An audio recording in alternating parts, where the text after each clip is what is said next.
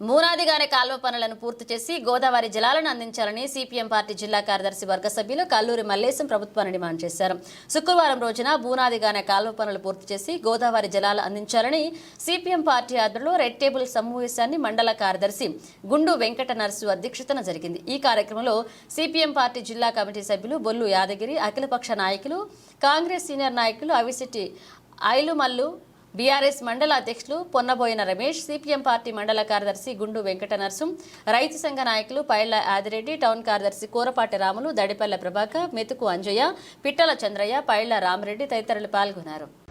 అక్కడి నుంచి మనకేమో ఈ గుణాదిగానికాలో బీబీనగర్, భువనగిరి మండలం, ఒలిగొండ, మోటకొండూరు, ఆత్మకూరు, మోత్కూరు, అడ్డగూడూరుని కలుపుతుంది. గుణాదిగానికాలో 95 కిలోమీటర్లు.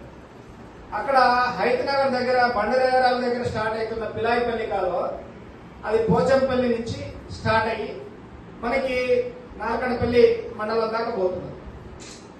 అదే కాదు మనకు ధర్మారెడ్డిపల్లి కాలువ అది పోచంపల్లి స్టార్ట్ అవుతుంది. అది అటు పోచంపల్లి, ఇటు చౌటుప్పల, ఇటు రామన్నపేట చూసుకుంటూ నారకనపల్లి, చిట్యాల, ఉరుగండ దాకా పోతుంది. ఇన్ని కాలువలకు అవకాశం ఉంది మన జిల్లాలో. ధర్మారెడ్డిపల్లి కాలువ, పిలాయిపల్లి కాలువ, అదేవిధంగా ఈ కాలువలన్నీ గుణాదిగాని కాలువ అవకాశం ఉంది. ఈ పక్కనున్న గుండాలకు సంబంధించి ఇక్కడ దేవాలయం నుంచి రావాల్సిన అవకాశం ఉంది. అది జనగాం దగ్గర అక్కడి నుంచి కాలువ ద్వారా ఆలేరు, గుండాల దగ్గర రావడానికి అవకాశం ఉంది. అంటే ఈ చిన్న సాగునీటి వనరులు కనుక ప్రభుత్వం తక్కువ బడ్జెట్ అయ్యేది అంతా మన జిల్లాలో ఈ 3 కాలువలకు కూడా కేటాయించిన బడ్జెట్ 322 కోట్లు తప్ప వేరే లేదు. చిన్న బడ్జెట్ తో సుమారు 60,000 ఎకరాల సాగు అవుతుంది. మరి 60,000 ఎకరాల సాగుకు అదే ఒక ప్రాజెక్ట్ కట్టాలంటే 1,000 కోట్లు ఖర్చు అవుతుంది. కానీ ఇన్ని 1,000 కోట్ల ఖర్చు కూడా ప్రభుత్వానికి కాకుండా ఒక ప్రాజెక్ట్ కట్టే దాంట్లో 20% బడ్జెట్ తో కాలువలు అవుతానికి అవకాశం ఉన్నా ప్రభుత్వాలు పట్టించుకోవడం.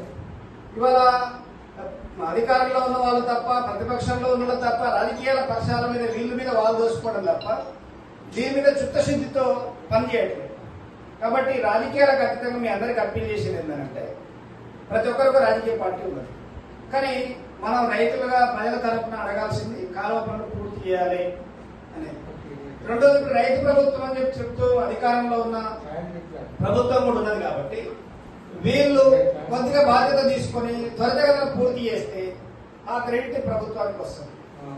అదే టైంలో ఇక్కడ మూసి నీళ్ల ద్వారా వ్యవసాయం వస్తుంది.